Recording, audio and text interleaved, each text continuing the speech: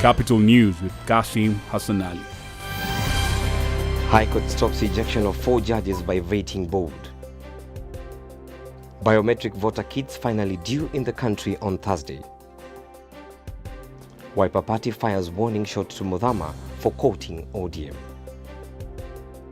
And Raila wants engineering technical subjects taught in upper primary.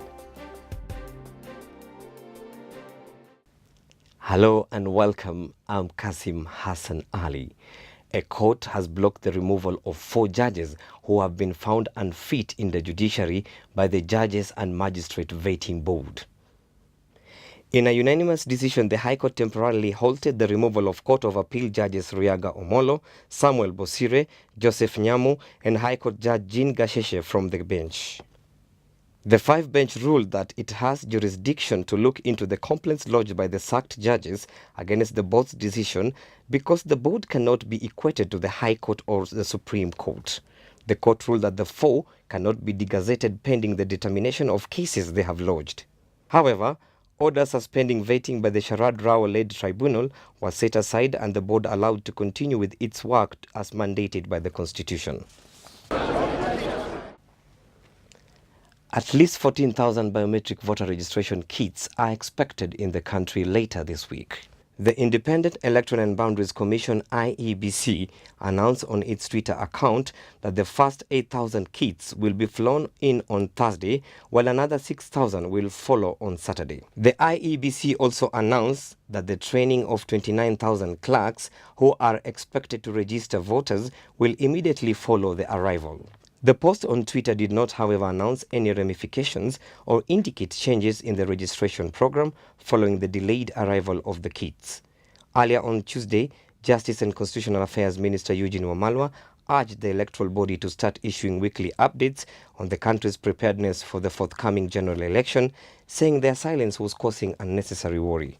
The company comes from France, that we need to have these kits here like yesterday, and everything should be done to support the government of Kenya, acquire the BVR kits to ensure the registration of voters kicks off in November as scheduled. Vice President Kalonzo Musyoka's Wiper Party says it's not in coalition talks with Prime Minister's ODM party.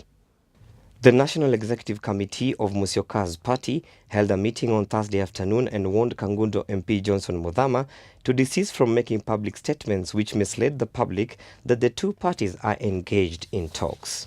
During the press conference chaired by nominated Member of Parliament Mohamed Afe, the party claimed that there have been no discussions with the Orange Democratic Movement on alliance in the run-up to the elections.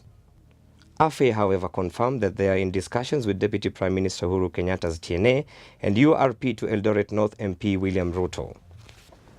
The Vice President is speaking to TNA and Uhuru Kenyatta. We're speaking to URP. We're speaking to Ford Kenya. We are speaking to DP. And in fact, we are going to sign an agreement very soon with the Democratic Party. And therefore, those are the parties, as far as we are concerned, we're in a formal engagement. Any other party must be cleared by the party hierarchy at the party neck. And finally, Prime Minister Raila Odinga wants technical and engineering subjects to be included in the curriculum of the upper primary level.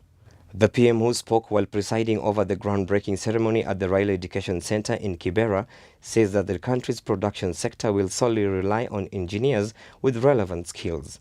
Odinga says that the education curriculum must be improved in terms of quality and relevance. He says despite the various legislations that are to be passed to institute reforms in the education, all other ministries must play part in improving the sector.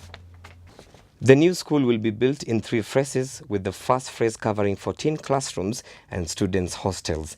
The second phase will cover the dining hall, library and 4 science laboratories. The final phase of the construction will include faculty houses, a resource center, and administration block and sports facilities. Through partnerships with institutions that offer science, technology, engineering, and mathematics, STEM, this school will offer a curriculum and train teachers to embrace modern global methods of learning.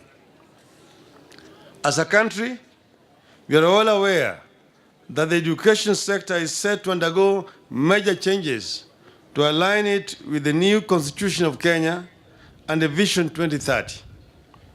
The social pillar in the Vision 2030 singles out education and training as the vehicle that will drive Kenya into becoming a middle-income economy. With that, we've come to the end of our top stories today. Thank you for staying with us. I'm Kasim Hassan Ali.